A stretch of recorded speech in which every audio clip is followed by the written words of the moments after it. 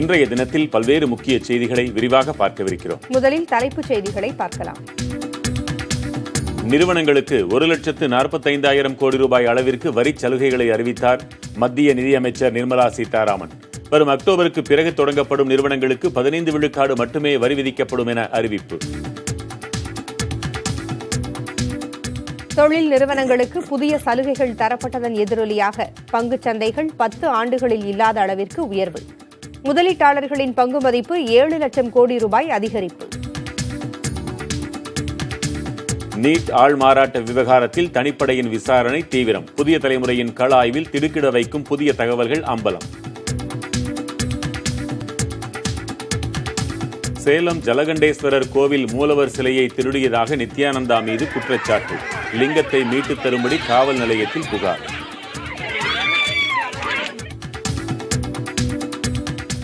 அடுத்த 4 நாட்களுக்கு தமிழகத்தில் மழை நீடிக்க வாய்ப்பு. 14 மாவட்டங்களில் கனமழை பெய்யலாம் என்றும் வானிலை மையம் தகவல்.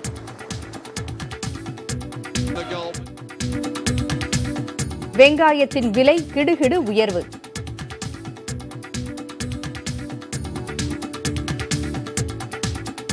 பல்வேறு அனுபவங்களை விஞ்ஞானிகளுக்கு விட்டுச் செல்லும் விக்ரம் லேண்டர்.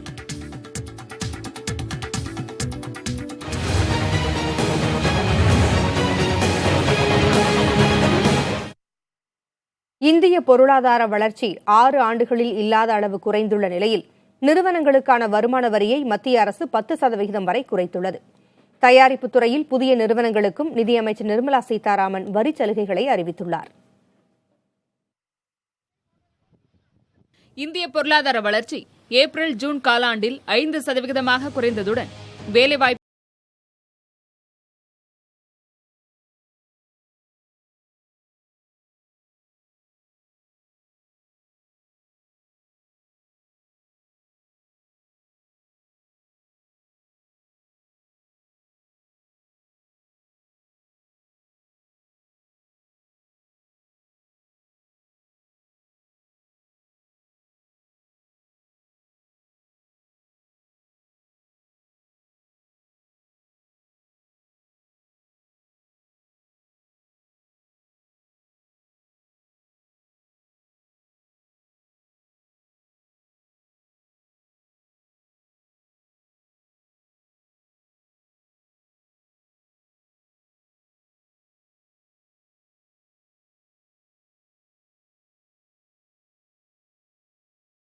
சீதாராமன் குறிப்பிட்டார். In order to attract fresh investment in manufacturing and thereby provide a boost to Make in India, another provision has been inserted to the Income Tax Act with effect from fiscal year 2019-20, which allows any new domestic company incorporated on or after 1st October 2019, making fresh investment in manufacturing an option to pay income tax at the rate of 15%. This benefit is available to companies which do not avail any exemptions or incentives and commences their production on or before 31st March 2023. இவ்வாறு தொடங்கப்படும் நிறுவனங்கள் அனைத்து கூடுதல் வரிகளையும் சேர்த்து 17.01% வரி செலுத்தும். தற்போது புதிய நிறுவனங்கள் நிகர வரியாக 29.12% உள்ளது. இந்த புதிய சலுகைகளை பெற்றுக்கொள்ளும் நிறுவனங்கள் மினிமம் ஆல்டர்னேட் டாக்ஸ் எனப்படும் மேட் வரியை செலுத்த தேவையிருக்காது. ஏற்கனவே அனுபவித்து வரும் சலுகைகளையே தொடர்ந்து பெற விரும்பும் நிறுவனங்கள் இந்த திருத்தத்திற்கு முன்பு செலுத்தி வந்த வரியையே செலுத்த வேண்டும் என நிர்மலா சீதாராமன் கூறினார். இம்மாதிரியான நிறுவனங்களுக்கான மேட் வரி 18.5%-இருந்து 15% குறைக்கப்பட்டுள்ளது. இந்த வரி சலுகைகள் மூலமாக ஆண்டிற்கு 1.45 லட்சம் கோடி ரூபாய் இழப்பு ஏற்படும் என்று நிர்மலா சீதாராமன் தெரிவித்தார். கார்ப்பரேட் வரி குறைக்கப்பட்டது வரலாற்று சிறப்புமிக்க நடவடிக்கை என்றும் இதன் மூலம் உலகம் முழுவதும் இருந்து தனியார் நிறுவன முதலீடுகள் இந்தியாவில் குவியும் என்றும் பிரதமர் மோடி கருத்து தெரிவித்துள்ளார். ட்விட்டரில் கருத்து வெளியிட்டிருக்கும் அவர், கார்ப்பரேட் நிறுவனங்களுக்கு வரிச் சலுகைகளை அளித்திருப்பதன் மூலம் உலகம் முழுவதிலும் இருந்து தனியார் நிறுவனங்களின் முதலீடுகள் இந்தியாவில் அதிகமாக குவியும் என்றும் நம்பிக்கை தெரிவித்துள்ளார். இதன் மூலம் இந்தியாவில் இருக்கும் தனியார் துறைகள் மேம்படும் என்றும் அதிகமான வேலைவாய்ப்புகள் உருவாகவும் வழி ஏற்படும் என்றும் கூறியிருக்கிறார். மத்திய நிதியமைச்சர் நிர்மலா சீதாராமனின் வரிச்சலுகை அறிவிப்பை தொடர்ந்து இந்திய பங்குச்சந்தைகள் கடந்த 10 ஆண்டுகள் இல்லாத ஏற்றத்தை சந்தித்துள்ளன. இதனால் முதலீட்டாளர்களின் பங்கு மதிப்பு சுமார் 7 லட்சம் கோடி ரூபாயாக அதிகரித்துள்ளது. கார்ப்பரேட் நிறுவனங்களுக்கான வரி குறைப்பு அறிவிப்பை தொடர்ந்து இந்திய பங்குச்சந்தைகள் ஏற்றம் கண்டன. மும்பை பங்குச்சந்தையான சென்செக்ஸ் 1921 புள்ளிகள் ஏற்றம் கண்டு 38,014 புள்ளிகள் என்ற நிலையில் வர்த்தகத்தை நிறைவடைந்தது. மும்பை பங்குச்சந்தையான சென்செக்ஸ் 1921 புள்ளிகள் ஏற்றம் கண்டு 38,014 புள்ளிகள் என்ற நிலையில் வர்த்தகம் நிறைவடைந்தது. இதேபோல தேசிய பங்குச்சந்தையான நிப்டி 569 புள்ளிகள் அதிகரித்து 11,274 புள்ளிகள் என்ற நிலையில் வர்த்தகத்தை நிறைவு செய்தது. இந்திய பங்குச்சந்தைகள் இனிவரும் காலங்களில் நிலைத்தன்மை பெறும் என நிபுணர்கள் கூறுகின்றனர். வரும் வாரங்களில் சந்தை ஸ்டெபிலிட்டி அடையும் நினைக்கிறேன். அப்படியே ஏறுமுகமாகவே தொடர்ந்து இருக்கும்ன்றது என்னுடைய கணிப்பு இல்லை. ஆனால் அந்த ஒரு நெகட்டிவிட்டி, அதாவது இன்னும் இறங்கும், சந்தை மறுபடியும் ஏறுவதற்கு வாய்ப்பே இல்லை அப்படின்ற அந்த நெகட்டிவிட்டி தீர்மானமாக இன்று விலகிவிட்டது அப்படின்னு தான் நான் நினைக்கிறேன். இன்றைக்கு உலக சூழலில் கார்ப்பரேட் டேக்ஸ் குறைந்து கொண்டே வருகிறது. உலகளவில் முதலீடுகளை எல்லா நாடுகளுமே ஆவலாக வரவேற்கின்றன. அந்த ஒரு சூழ்நிலையில் வளர்ந்த நாடுகளிலேயே வரிகள் குறைவாக இருக்கும்போது அந்த வளர்ந்த நாடுகளிலிருந்து நம்ம மாதிரி வளரும் நாட்டுக்கு வரத்துக்கு எந்த விதமான இன்சென்டிவும் அவங்களுக்கு இல்லை. அந்த ஒரு இடத்துல நீங்கள் உங்கள் வரியை அமெரிக்கன் கார்ப்பரேட் டேக்ஸை விட குறைவாக வைக்கும்போது புதிய நிறுவனங்களுக்கு நிறைய முதலீடுகள் இங்கே வரத்துக்கான சாத்தியக்கூறுகள் அதிகமாக இருக்குது. பங்குச்சந்தையில் பட்டியலிடப்பட்ட நிறுவனங்களின் பங்கு மதிப்பு 1,40,000 கோடி ரூபாயில் இருந்து 2,11,000 கோடி ரூபாயாக அதிகரித்தது. இதனால் கடந்த 10 ஆண்டுகளில் இல்லாத அளவிற்கு முதலீட்டாளர்களின் பங்கு மதிப்பு 7 லட்சம் கோடியாக அதிகரித்துள்ளது. புதிய தலைமுறைக்காக செய்தியாளர் குழு.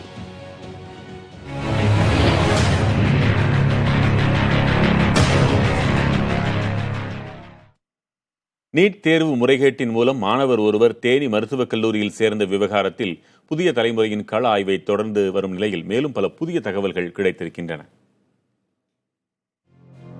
கடும் விதிமுறைகளுக்கிடையே நடத்தப்படும் நீட் தேர்வில் ஆள்மாறாட்டம் செய்து தேனி மருத்துவக் கல்லூரியில் உதித் சூர்யா என்ற மாணவர் சேர்ந்து படித்ததை ஆதாரங்களோடு புதிய தலைமுறை அம்பலப்படுத்திய நிலையில் அதில் திடுக்கிடும் தகவல்கள் கிடைத்துள்ளன. நீட் நுழைவுத் தேர்வில் ஆள்மாறாட்டம் செய்து மும்பையில் தேர்வு எழுதியவரே கவுன்சிலிங்கிலும் கலந்து கொண்டது புதிய தலைமுறையின் கள ஆய்வில் அம்பலமாகி இருக்கிறது. தேனி மருத்துவக் கல்லூரியில் நடைபெற்ற சான்றிதழ் சரிபார்ப்பின் போதும் மும்பையில் தேர்வு எழுதிய மாணவரே கலந்து கொண்டார் என்று தகவல் கிடைத்திருக்கிறது. கவுன்சிலிங்கிலும் சான்றிதழ் சரிபார்ப்பிலும் மும்பையில் தேர்வு எழுதியவர் கலந்து கொண்ட நிலையில் கல்லூரியில் கடந்த ஆகஸ்ட் 1ஆம் தேதி வகுப்புகள் தொடங்கிய போது மாணவர் உதித் சூர்யா வகுப்புகளில் கலந்து கொண்டுள்ளார். அதே நேரத்தில் ஆள்மாறாட்ட புகார் குறித்து மின்னஞ்சல் அனுப்பிய அசோக் கிருஷ்ணா என்ற பெயரில் யாரும் இல்லை என்ற தகவல் வெளியாகி இருக்கிறது. புகார் அளித்தது யார் என்பது குறித்து காவல்துறையினர் விசாரணை மேற்கொண்டு வருகிறார்கள். நீட் தேர்வு ஆள்மாறாட்டம் பெரும் அதிர்வலைகளை ஏற்படுத்திய நிலையில் இது பற்றி தேசிய தேர்வு முகமைதான் பதில் கூற வேண்டும் என்று தமிழ்நாடு சுகாதாரத்துறை அமைச்சர் சி விஜயபாஸ்கர் கூறியிருக்கிறார். நீட் தேர்வை தமிழ்நாடு அரசு நடத்தவில்லை, மத்திய அரசுதான் நடத்தியது என்றும் அவர் தெரிவித்துள்ளார்.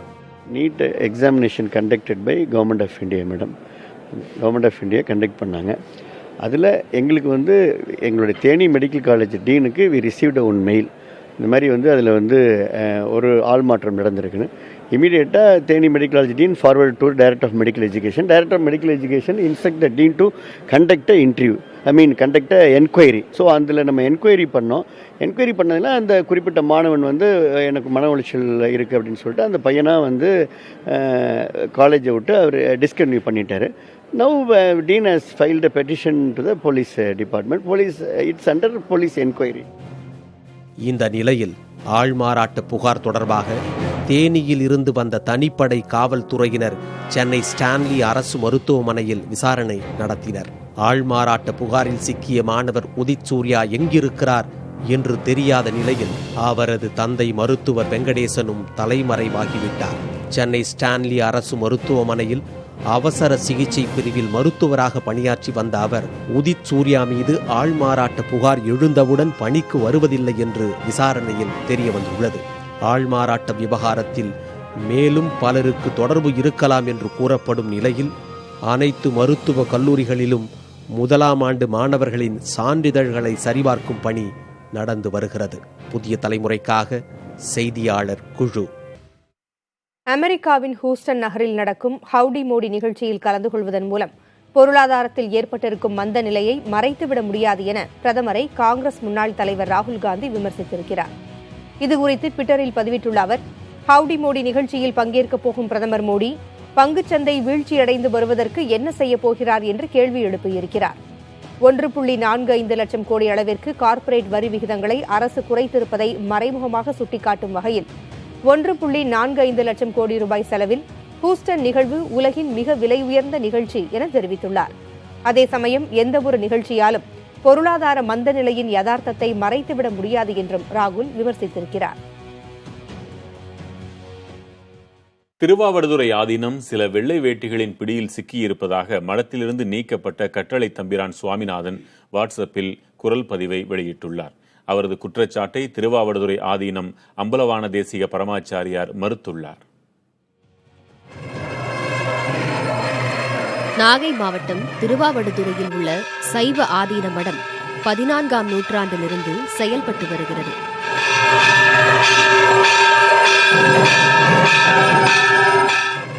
ஆதீனத்துக்கு சொந்தமாக தமிழ்நாடு, காசி உட்பட இந்தியாவின் பல்வேறு இடங்களில் ஆலயங்களும் கிளை மடங்களும் உள்ளன.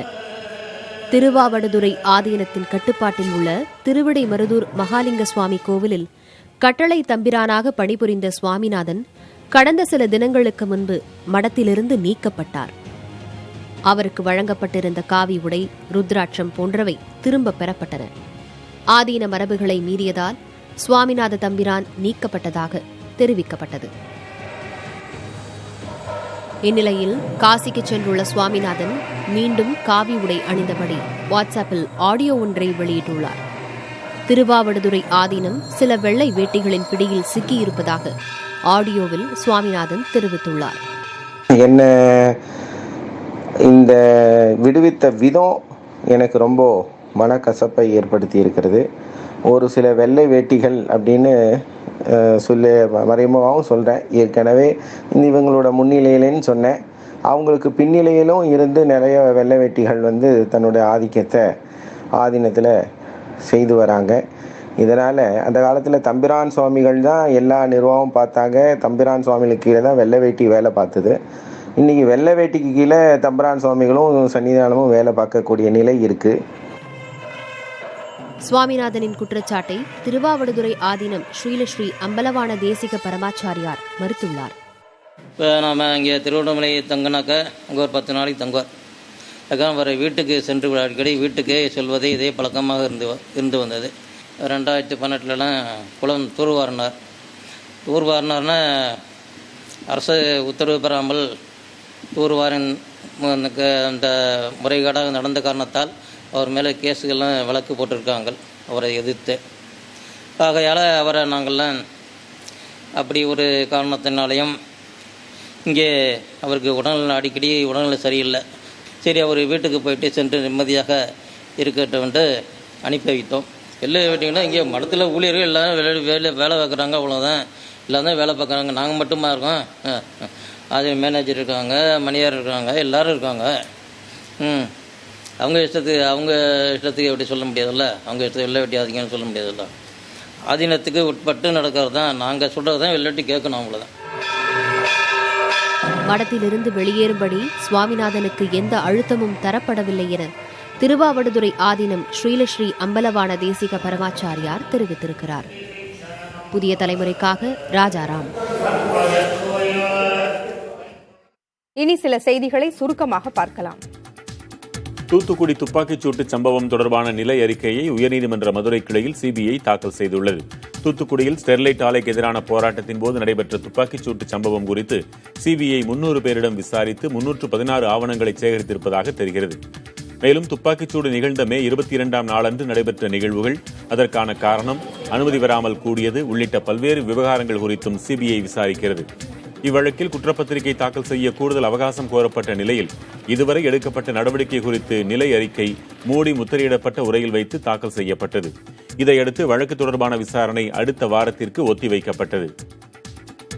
தமிழகம் மற்றும் புதுவையில் பல்வேறு இடங்களில் அடுத்த 4 நாள்களுக்கு கனமழைக்கு வாய்ப்பிருப்பதாக சென்னை வானிலை ஆய்வு மையம் தெரிவித்துள்ளது. தமிழகத்தில் தென்மேற்கு பருவமழை மூலமாகவும் வெப்பச்சலனத்தாலும் பல்வேறு இடங்களில் பரவலான மழை பொழிவு இருந்து வருகிறது. இந்நிலையில் வளிமண்டல மேலடுக்கு சுழற்சி காரணமாக தமிழகம் மற்றும் புதுச்சேரியில் உள் மாவட்டங்கள் மற்றும் கடலோர மாவட்டங்களில் அடுத்த 4 நாட்களுக்கு மழைக்கு வாய்ப்புள்ளதாக சென்னை வானிலை ஆய்வு மையம் தெரிவித்துள்ளது.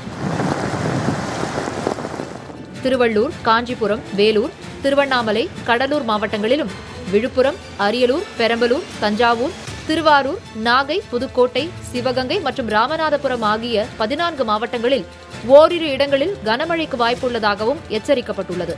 இதிலும் 23 மற்றும் 24ஆம் தேதிகளில் தமிழக கடலோர மாவட்டங்களில் கனமழை முதல் அதி கனமழை பெய்ய வாய்ப்புள்ளதாகவும் வானிலை மையம் கூறியுள்ளது.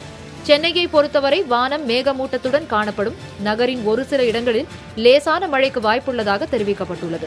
கடந்த 24 மணி நேரத்தில் அதிகபட்சமாக புதுக்கோட்டை மாவட்டம் உடையாளிப்பட்டியில் 7 சென்டிமீட்டர் மழை, தஞ்சாவூரில் 6 சென்டிமீட்டர் மழையும் பதிவாகியுள்ளது. மேட்டூர் அருகே உள்ள ஜலகண்டேஸ்வரர் கோயிலுக்கு சொந்தமான மூலவர் லிங்கத்தை திருடியதாக நித்யானந்தா மீது காவல் நிலையத்தில் புகார் அளிக்கப்பட்டுள்ளது. மேட்டூர் அணையின் நீர்த்தேக்க பகுதியான பன்னவாடி கிராமத்தில் சோழ மன்னர் காலத்தில் கட்டப்பட்டது ஜலகண்டேஸ்வரர் கோவில். 2000 ஆண்டுகள் பழமையான இக்கோவிலில் பூஜை செய்வதற்காக 14 நாயன்மார்கள் பணியமர்த்தப்பட்டிருப்பதாக குறிப்புகள் உள்ளன.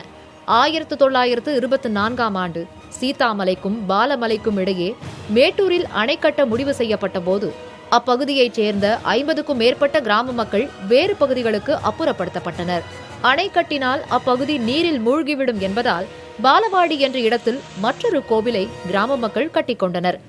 மூலவர் லிங்கம், ஐம்பொன் சிலைகள் உள்ளிட்டவற்றை பன்னவாடி கோவிலில் இருந்து எடுத்து வந்து பாலவாடியில் உள்ள கோவிலில் வைத்து வழிபாடு நடத்தப்பட்டதாக கூறப்படுகிறது. இந்த கோவில் தற்போது இந்து சமய அறநிலையத்துறையின் கட்டுப்பாட்டில் உள்ளது. இந்நிலையில் கடந்த புதன்கிழமை பெங்களூருவில் சொற்பொழிவாற்றிய நித்யானந்தா புதிய சர்ச்சைக்கு வித்திட்டிருக்கிறார். முந்தைய ஜென்மத்தில் தாம் தான் ஜலகண்டேஸ்வரர் ஆலயத்தை கட்டியதாக கூறி பரபரப்பை ஏற்படுத்தியிருக்கிறார். அதோடு நிற்காமல் அந்த கோவிலின் மூலவர் சிலையும் தன்னிடம் இருப்பதாக கூறியதுதான் புதிய பிரச்சனைக்கு காரணமாக அமைந்துள்ளது. மேட்டூர் அணை தண்ணி வடிஞ்சா ஒரு கோயில் வெளியே தெரியும். அந்த கோவில் நாம் போன ஜென்மத்துல கட்டினது. அந்த கோயிலுடைய மூல லிங்கம் நம்மகிட்ட தான் இருக்கு. நித்யானந்தா பேசிய வீடியோவை இணையதளத்தின் மூலமாக பார்த்த பாலவாடி கிராம மக்கள் மூலவர் லிங்கத்தின் கதையை கேட்டு அதிர்ச்சி அடைந்தனர். இது தொடர்பாக கொளத்தூர் காவல் நிலையத்தில் புகார் அளித்துள்ள அவர்கள் நித்யானந்தாவிடம் உள்ள மூலவர் லிங்கத்தை மீட்டு தரும்படி கோரிக்கை விடுத்துள்ளனர். சூரியனை தாமதமாக உதிக்க வைத்தேன், விலங்குகளை பேச வைப்பேன் என கூறி திகைப்பை ஏற்படுத்திய நித்யானந்தா ஜலகண்டேஸ்வரர் ஆலயத்தை முந்தைய ஜென்மத்தில் தாம் தான் கட்டியதாக பேசி புதிய சர்ச்சைக்கு வித்திட்டுள்ளார். புதிய தலைமுறைக்காக செய்தியாளர் பாலகிருஷ்ணன். வீட்டில் பணிபுரிந்த 15 வயது சிறுமியை கொடுமைப்படுத்தியதாக நடிகை பானுப்பிரியா மீது சென்னை பாண்டிபஜார் காவல்துறையினர் வழக்கு பதிந்துள்ளனர். சென்னை தியாகராய நகரில் வசித்து வரும் நடிகை பானுப்பிரியாவின் வீட்டில் ஆந்திர மாநிலம் கோதாவரியைச் சேர்ந்த 15 வயது சிறுமி பணிபுரிந்து வந்தார். அவருக்கு பானுப்பிரியாவின் சகோதரர் கோபாலகிருஷ்ணன் பாலியல் தொல்லை கொடுத்ததாக அவரது பெற்றோர் ஆந்திர காவல்துறையில் புகார் அளித்தனர். அதே சமயம் வீட்டிலிருந்த நகை, ஐபேட், கேமரா என 1 லட்சம் ரூபாய் மதிப்பிலான பொருட்கள் மற்றும் பணத்தை சிறுமி திருடிவிட்டதாக பாண்டிபஜார் காவல் நிலையத்தில் பானுப்பிரியா புகார் அளித்திருந்தார். அதன் விளைவாக சிறுமியும் அவரது தாயும் கைது செய்யப்பட்டனர்.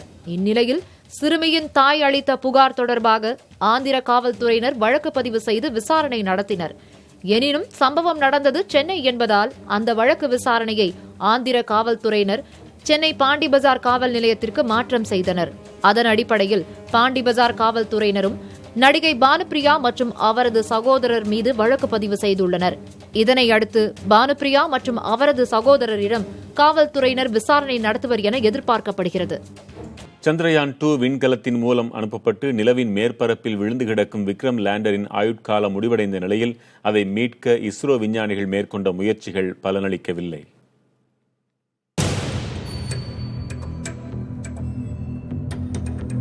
நிலவின் தென் துருவத்தை ஆய்வு செய்யும் வகையில் orbiter, Vikram lander, Pragyan rover ஆகிய மூன்றையும் உள்ளடக்கிய சந்திரயான் 2 விண்கலம் கடந்த ஜூலை 22ஆம் தேதி ஸ்ரீஹரிகோட்டாவிலிருந்து விண்ணில் செலுத்தப்பட்டது.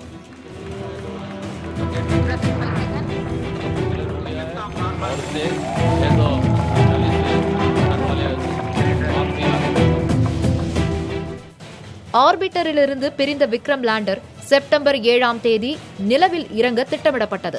தரை இறங்குவதற்கு சிறிது தொலைவே இருந்த நிலையில் விக்ரம் லேண்டரின் சிக்னல் துண்டிக்கப்பட்டது. இது இஸ்ரோ விஞ்ஞானிகளை மட்டுமின்றி ஒட்டுமொத்த இந்தியாவையும் அதிர்ச்சியில் ஆழ்த்தியது.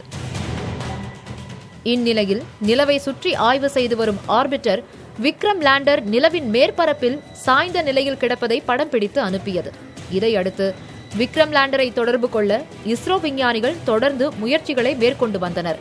மேலும் அமெரிக்காவின் விண்வெளி ஆராய்ச்சி மையமான நாசாவும் விக்ரம் லேண்டரை தொடர்பு கொள்ளும் முயற்சியில் தீவிரமாக ஈடுபட்டது.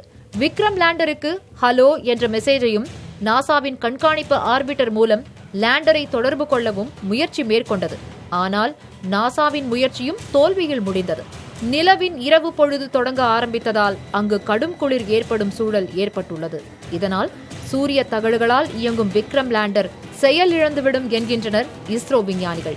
978 கோடி ரூபாய் செலவில் பூமியிலிருந்து 3.84 லட்சம் கிலோமீட்டர் தொலைவில் உள்ள நிலவை அடைந்த விக்ரம் லேண்டரால் அங்கு கால் பதிக்க முடியாதது இஸ்ரோவிற்கு மட்டுமல்ல, இந்தியாவிற்கே பெருத்த ஏமாற்றத்தை அளித்தது. ஆராய்ச்சிகளுக்கு தோல்வியே கிடையாது, பின்னடைவுதான் உண்டு என கூறப்படுவதை போன்று இஸ்ரோ விஞ்ஞானிகளின் புதிய முயற்சிகளால் நிலவு குறித்த எதிர்கால திட்டங்கள் நிச்சயம் வசப்படும் என நம்பலாம். இனி சில செய்திகளை சுருக்கமாக பார்க்கலாம். கடலூர் மாவட்டம் அரியநாச்சியில் சுவாமி சிலையை அகற்றியதை எதிர்த்து மக்கள் போராடியதை அடுத்து மீண்டும் சிலை அதே இடத்தில் வைக்கப்பட்டது. அரியநாச்சி கிராமத்தில் 50 ஆண்டுகளுக்கு முன்பு கட்டப்பட்ட மாரியம்மன் கோவிலை மீண்டும் கட்ட பணிகள் 6 ஆண்டுகளுக்கு முன் மேற்கொள்ளப்பட்டன. ஆனால் அதற்கு கிராமத்தைச் சேர்ந்த ஒரு தரப்பினர் எதிர்ப்பு தெரிவித்ததால் பணிகள் நிறுத்தப்பட்டிருந்தன. பின்னர் அதே இடத்தில் சாமி சிலையை வைத்து மக்கள் வழிபட்டனர்.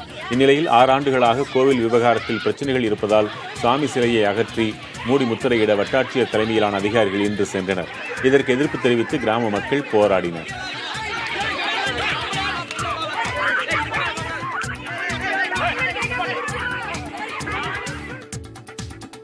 நிறவெறியை தூண்டும் வகையில் வெளியான புகைப்படத்திற்காக கனடா பிரதமர் ஜஸ்டின் ட்ரூடோ மன்னிப்பு கேட்டிருக்கிறார். கனடாவில் அடுத்த மாதம் 21ஆம் தேதி பொதுத் தேர்தல் நடைபெறவுள்ளது.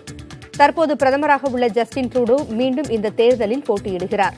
கடந்த 2001ஆம் ஆண்டு ஆசிரியராக பணியாற்றிய போது எடுக்கப்பட்ட புகைப்படத்தில் ஜஸ்டின் முகம், கழுத்து, கைகளில் கருப்பு மை பூசிக்கொண்டு வெள்ளை நிற உடையுடன் காட்சியளிக்கிறார்.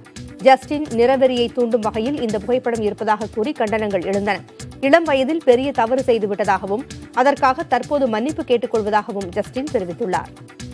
இணைந்திருங்கள் புதிய தலைமுறையுடன்.